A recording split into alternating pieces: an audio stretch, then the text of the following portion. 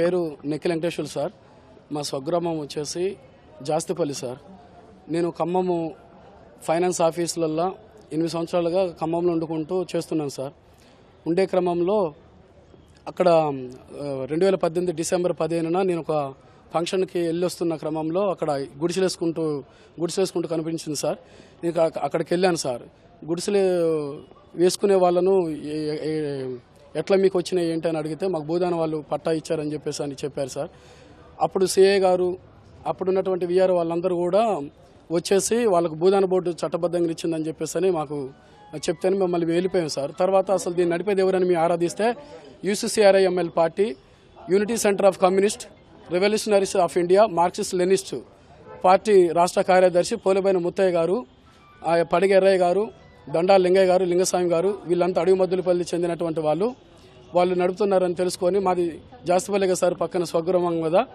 నేను వాళ్ళని అప్రోచ్ అయ్యాను సార్. అయితేను మీరు అక్కడికి వెళ్ళి చూడండి అక్కడ భూదాన బోర్డు వాళ్ళు చట్టబద్ధంగా మాకు ఇచ్చినటువంటి ప్రొసీడింగ్స్ ఉన్నాయి, ఆ ఢిల్లీలు కూడా ఉన్నాయి, దాన్ని బట్టి మీరు నమ్మితేనే మాకు కట్టండి అని చెప్పేసి మాకు చెప్పి మా దగ్గర ₹1,00,000 కట్టించుకున్నారు సార్. కట్టించుకుంటేను నేను షెడ్ నాకు ఫస్ట్ టెంపరవరీ షెడ్కి ఇచ్చారు సార్. 2023 ఏప్రిల్లో మమ్మల్ని అక్కడికి తీసుకెళ్లారు సార్. మాకు టెంపరవరీ షెడ్గా చూపించారు. తర్వాత లాటరీ వేశారు సార్. ₹1,00,000 డిమాండ్ చేస్తాను. లాటరీలో నేను ₹1,00,000 ఇచ్చాను సార్. ఇచ్చిన తర్వాత నాకు ఏరే వాళ్ళ ఇల్లు చూపించారు సార్. ఆల్రెడీ ఏరే వాళ్ళకి పట్టా ఉంది. అది ఆమె బేస్మెంట్ కట్టుకొని వదిలేసి వెళ్ళినటువంటి ఇల్లుని నాకు చూపిస్తే ఆమె కూడా వచ్చేసి నా ఇల్లు నాకు వీళ్ళు కమిటీ వాళ్ళు చూపించడానికి ఎవరు అని చెప్పేసి ఆమెకి నాకు గొడవ పెడితే నేనేం చేసినానంటే అదేంటక్క నాకు ఇచ్చారు కదా ఇదని అంటే, లేదమ్మా నాకు పట్టా ఉన్నది, నాకు ఇచ్చారు, నాకు గుండె ఆపరేషన్ నేను బయటకు వెళ్ళిపోతాను, ఇది నీకు అప్పచెప్పినట్టున్నారు అని చెప్పేసి మేము ఒక అట్లా 6 నెలలు మీ ఇద్దరం గొడవపడ్డాం సార్. నీకు అప్పచెప్పినవరా బాబు, నువ్వు కాపాడుకోవడమే, నీకు ఏరేది ఇచ్చేది లేదు, లేదనుకుంటే నీ సామాన్లు వేసుకొని నువ్వు వెళ్ళిపోవడం తప్ప నీకు ఏరేది దిక్కు లేదు, నువ్వు కట్టిన డబ్బులకి నువ్వు సరిపోయింది, లేదనుకుంటే ఆ ఇల్లు నువ్వు కాపాడుకోవడమే, మేమైతే మీ అంటుండవు అని చెప్పారు సార్. నేను అంతే అందులో ఉంటున్నాను. మా ఇద్దరు పిల్లగాళ్ళు సార్. నా పిల్లగాళ్ళు అక్కడనే ఈ మొత్తం కూడా అక్కడ సరిపోయింది సార్. చిన్నపిల్లలు ఇప్పుడు 5-6 సంవత్సరాల బాబులు సార్. తర్వాత ఈ మధ్యన అసలు ఈ భూదాన బోర్డు ఇచ్చినటువంటి పట్టాలు కరెక్టేనా, అసలు వీళ్ళు చేసినటువంటి తతంగం అంతా కరెక్టేనా అని చెప్పేసి ఆ దొంగ ప్రొసీడింగ్స్ ఇచ్చేట ఆయన అవన్నీ తీసినాము. కోర్టు ఆర్డర్ పురుషోత్తం సార్ భూదాన బోర్డు దొంగ పట్టాలు ఇచ్చేది వీళ్ళకు. ఆయన 1500 కడితేనే వీళ్ళకి పట్టాలు ఇస్తుంటాడు. ఆయా ఫోటోలు ఆయన నెంబర్లతో సహా ఇది తీసుకొచ్చాం సార్. కోర్టు ఆర్డర్లో కూడా చట్టబద్ధంగా లేవని మేము కలెక్టర్ గారిని, మున్సిపాలిటీ చైర్మన్ వాళ్ళని కలిస్తేను అవి చట్టబద్ధంగా వాళ్ళకి ఇచ్చినటువంటివి కావు అని చెప్పేసి భూదాన బోర్డు చైర్మన్ గారే నేను సంతకం పెట్టలేదు, నాకు సంబంధం లేదు, నాకు ఎటువంటి నేను చేయలేదని చెప్పేసి చైర్మన్గా రాసిచ్చినటువంటి కలెక్టర్ గారి దగ్గర కూడా చూపించారు సార్. మేము అప్పుడు సూపరింటెండెంట్గా లీగల్ చూస్తున్నటువంటి సూపరింటెండెంట్ గారు కూడా కలిసాం సార్. కలిస్తే చెప్పారు సార్. తర్వాత మళ్ళీ మేము ఆ కోర్టు ఆర్డర్లను కూడా తీసుకున్నాం సార్. చూస్తేను చట్టబద్ధంగా లేవు, వాళ్ళకి మానవతా దృక్పథంతో కరెంటు నీళ్ళు ఇస్తే ఇవ్వనని ఒక సలహా ఇచ్చినట్టుగా ఉన్నది సార్ కోర్టు ఆర్డర్లో. ఇంకా దాన్ని పట్టుకొని కోర్టు ఆర్డర్లు ఉన్నాయి, అవి ఉన్నాయని చెప్పేసి వీళ్ళు ఏందనంటే ఆ పట్టాలను చూపిస్తూ ఎవరైతే ఉండరో 4-5 రోజులు కానీ ఒక అనివార్య కారణాల వల్ల వాళ్ళు ఇబ్బందులు గురయ్యి వేరే ఊర్లు నివాసం అంటే బతుకుదేరి కోసం వెళ్ళినా కానీ వాళ్ళు తాళాలు బగలు కొట్టడము, వాళ్ళని బలవంతంగా వాళ్ళ సామాన్లు బయట వేయడము, వాళ్ళకి అసలు ఏమి ఇంటిమేషన్ ఇవ్వరు. వీళ్ళకి ఇష్టం వచ్చిన వాళ్ళని బలవంతంగా లాక్కున్న ప్లాట్లని వాళ్ళకి నచ్చిన వాళ్ళకి లక్షలు ఎవరైతే ఇస్తారో ఒక టీం ఉంటుంది సార్ అక్కడ, వాళ్ళకి అమ్ముకోవడము. ఇదేంటేందని చెప్పేసి ఫస్ట్ ప్రశ్నించింది నేనే సార్. జనరల్ బాడీ మీటింగ్లో ప్రతి శనివారం జనరల్ బాడీ మీటింగ్ పెడతారు సార్. సోమవారం కూడా మీటింగ్, ఆదివారం సోమవారం మీటింగ్ అరేంజ్ చేస్తారు సార్.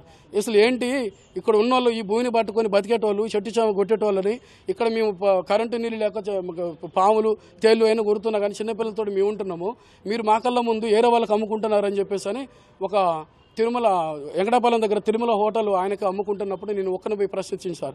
వాళ్ళందరూ కమిటీ వాళ్ళందరూ నన్ను కొట్టారు. నన్ను కొట్టినప్పుడు కూడా వీళ్ళందరూ మీరేంటి ప్రజలారా ఇట్లా అవినీతి జరుగుతుంది, ఫస్ట్లో ఎట్లా దీన్ని సాధించుకున్నారు ఒక ఐకమత్యంతో భూదాన బోర్డు భూమి, సరే కాగితాలు ఏమన్నా లేకున్నప్పటికీ కూడా ప్రజలకు చెందాల్సిందని చెప్పేసి నేను ప్రతి మీటింగ్లో వాళ్ళని ఖండిస్తున్నాను సార్. ఖండించినప్పుడల్లా ఈ జనాలు తెలియపరుద్దామని సోమవారం నేను నిలదీస్తే అక్కడ కూడా కొట్టారు సార్.